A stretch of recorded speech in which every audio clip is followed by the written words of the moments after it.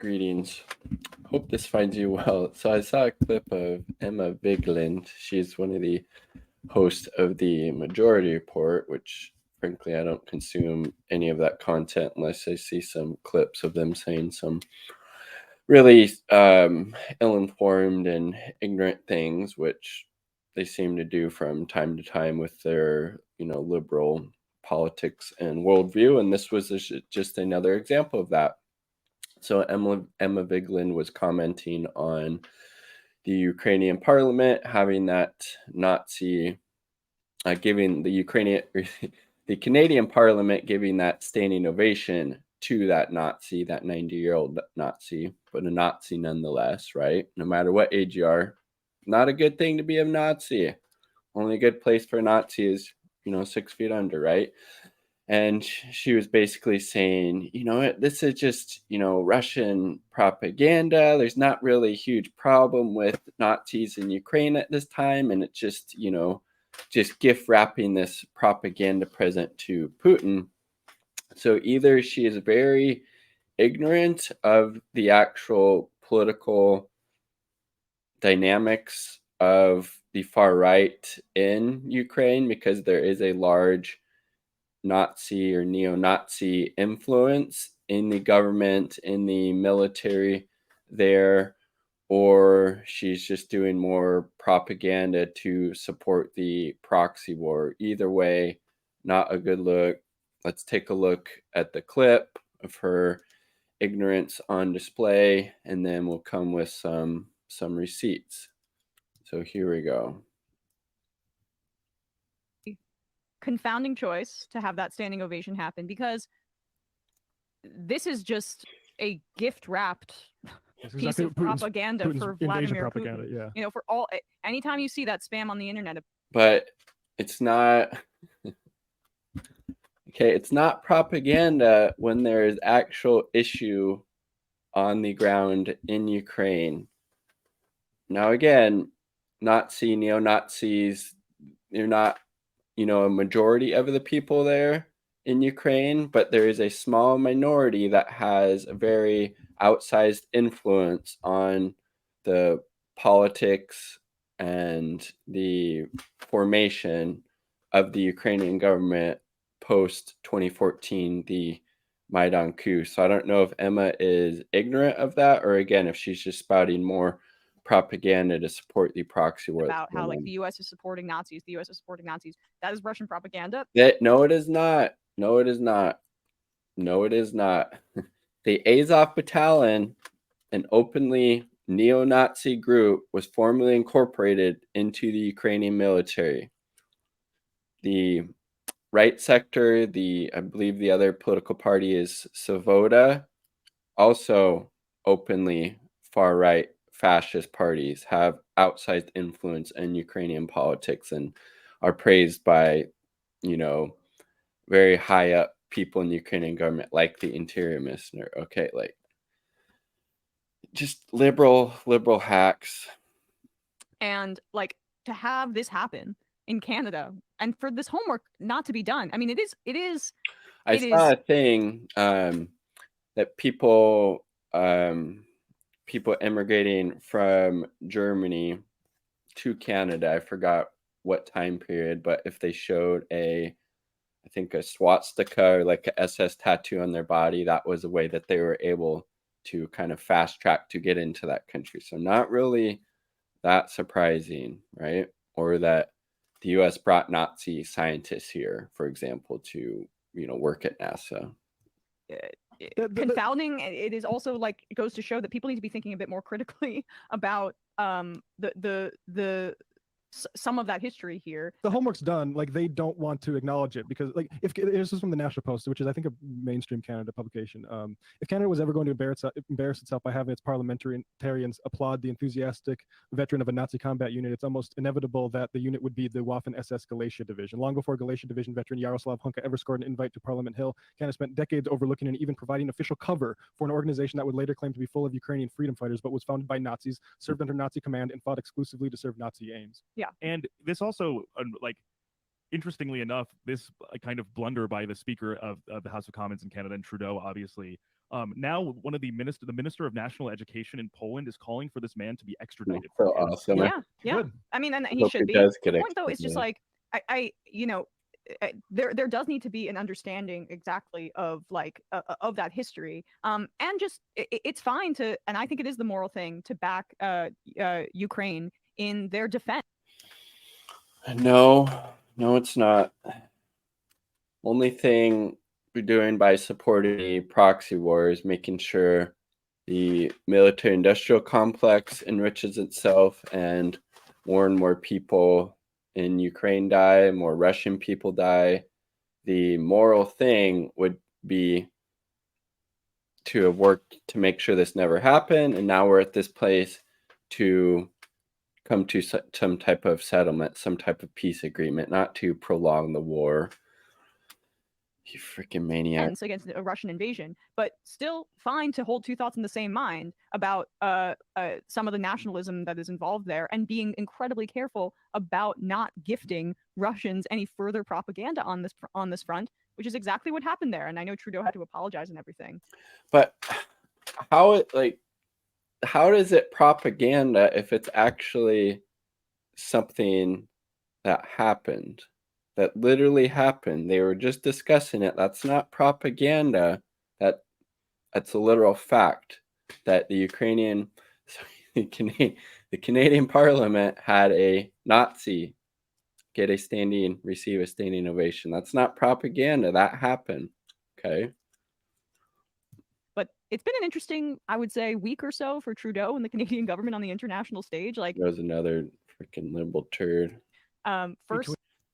Okay, so there's Emma Vigeland saying that, it's just gift wrapping, it's just propaganda. There's not really a Nazi problem in Ukraine. Bullshit. She's either lying or very, very ignorant. Okay. Here from a mainstream outlet, CNN. The Asaf Battalion, again, this Nazi military group now, had been integrated into Ukrainian National Guard. Battalion has a history of neo-Nazi leanings, which have not been entirely extinguished by its integration in the Ukrainian military. And again, that's putting it very lightly. They're not coming right out and saying it, but again, this is CNN. Asaf Battalion was associated with white supremacists and neo-Nazi ideology and insignia. So there you go. There's one example, okay? And that is, again, from CNN. Let's do another source. The Guardian, again, very mainstream source.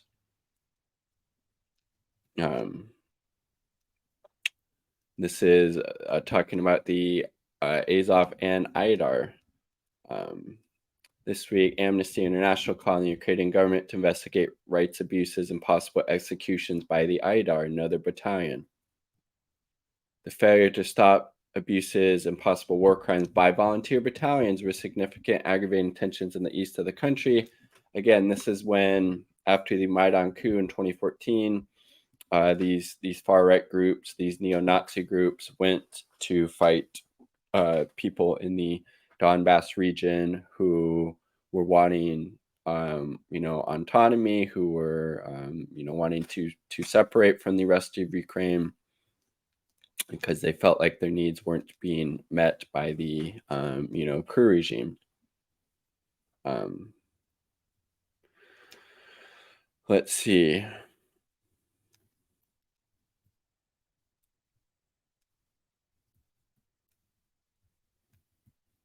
Let's see.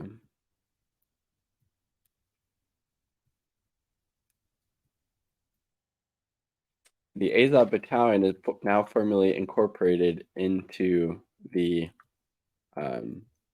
Ukrainian military. So look at this. So this is about Azov again, right? From The Guardian. Dmitry claimed not to be a Nazi, but waxed lyrical about Adolf Hitler as a military leader and believes the Holocaust never happened. Not everyone thinks like Dmitry, but after speaking with dozens of its fighters and embedding on several missions during the past week and around the strategic port city of Mariupol, Guardian found many of them to have disturbing political views and almost all of them intent on bringing the fight to Kiev when the war in the east is over.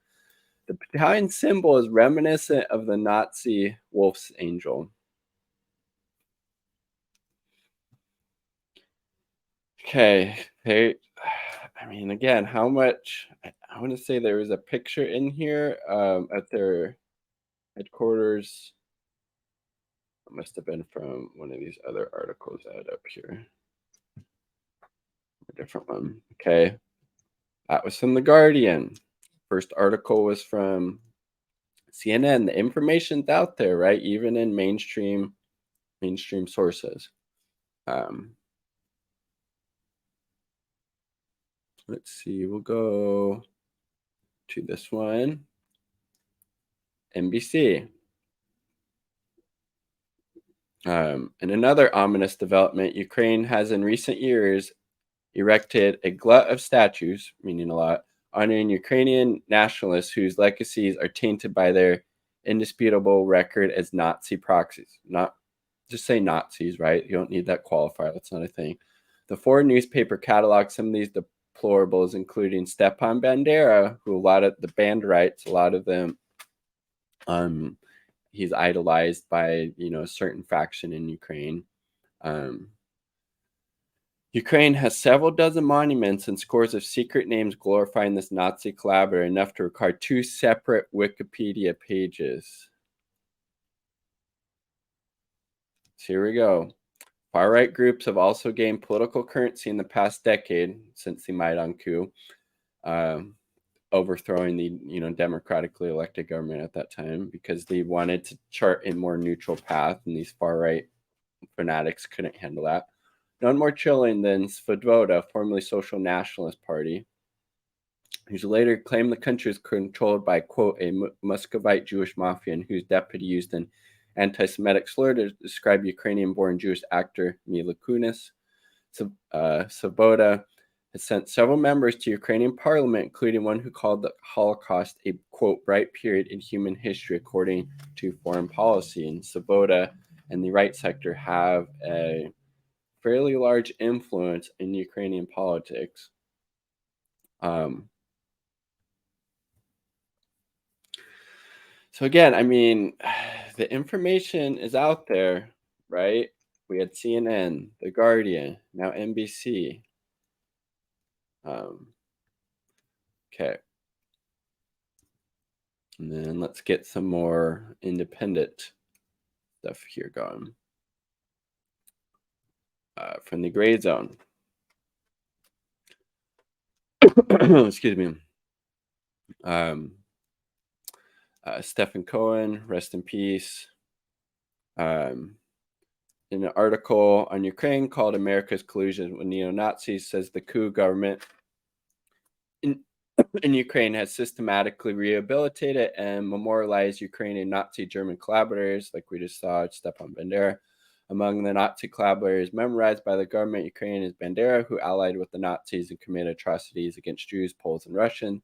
SWAT reports that a, quote, giant portrait of Bandera was on the stage during the Maidan protests. Again, that was that coup in 2014 that overthrew the democratically elected government. After the coup, those neo-Nazi forces would brutally spearhead the fight against separatist forces in the Donbass. They were in a position to lead the fight because the most famous of them, the Asaf Battalion, had been officially incorporated into the Ukrainian National Guard. The ultra-nationalists had become not only, as Richard Swakwa says in Frontline Ukraine, a legitimate part of the Maidan protests and the new normal of Ukrainian state development. They had become the official part of the Ukrainian military.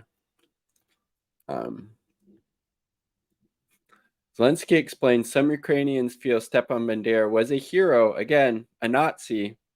That's cool, the president of Ukraine says. He was fighting for the freedom of Ukraine. Whew. Whew. Okay.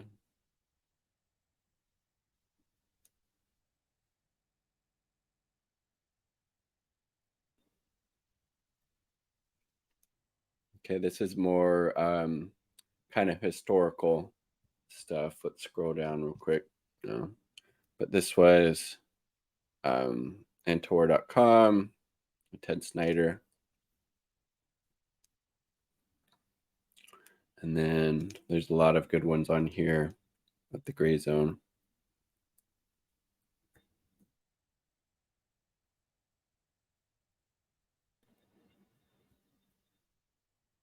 Okay, so plenty of evidence of the far right, of Nazi influence.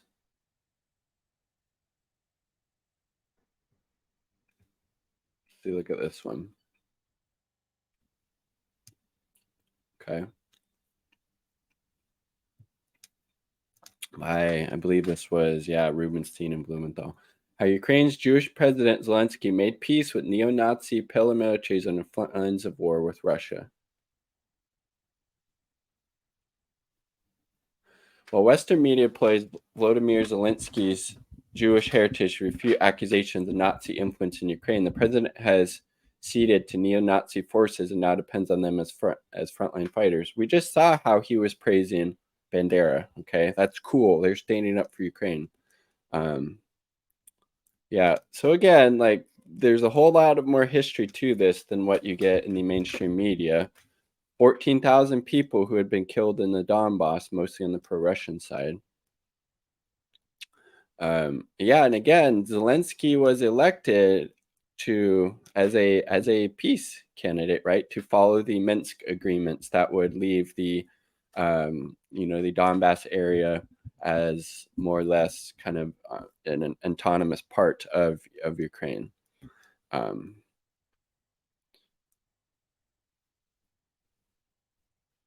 So then the neo-Nazi Azov Battalion fought against that, right? No to capitulation.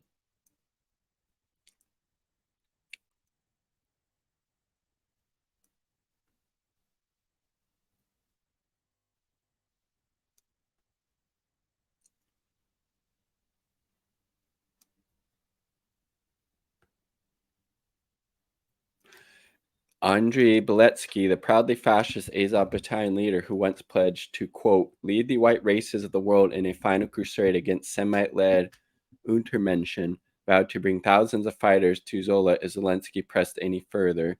Meanwhile, a parliamentarian from the former party Ukrainian President Petro Poroshenko openly fantasized about Zelensky being blown up with military grade.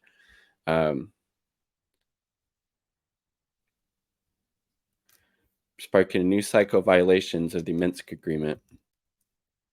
At this point, Azov had been formally incorporating Ukrainian military in its street vigilante wing known as the National Corps, which played across the country under the watch of Ukrainian Interior Minister, who has praised the Azov Battalion several times. In December 2021, Zelensky would be seen delivering a Hero of Ukraine award to leader of the fascist right sector in a ceremony in Ukrainian parliament. I believe that's the picture above. And the distance between Zelensky and the extreme paramilitaries were closing fast, and now they're buddy-buddy.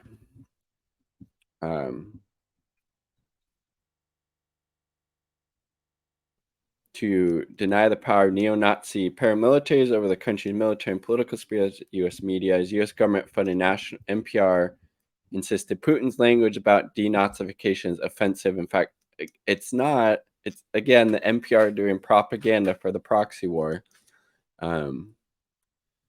Shit.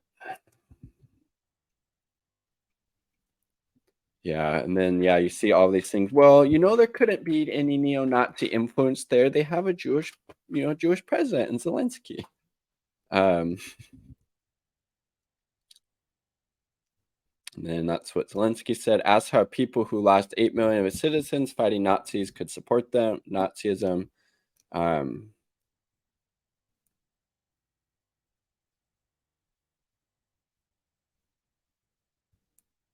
He's no longer ashamed to broadcast his Jewishness. How could I be a Nazi? He wondered aloud during the public address.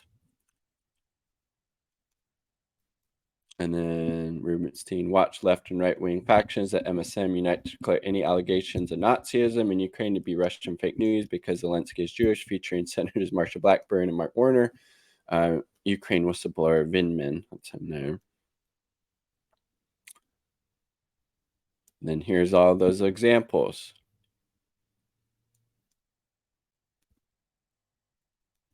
That, again, it's just like, you know, Obama could be the president of the United States. That doesn't mean the United States no longer is a racist and white supremacist country, right? Two things can be true at the same time, unfortunately, in this case. So look at all those examples.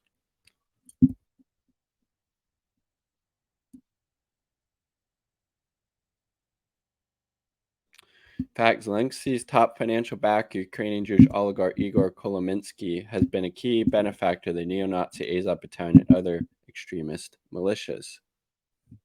Neo-Nazi inspired flags, Mariupol, 2020.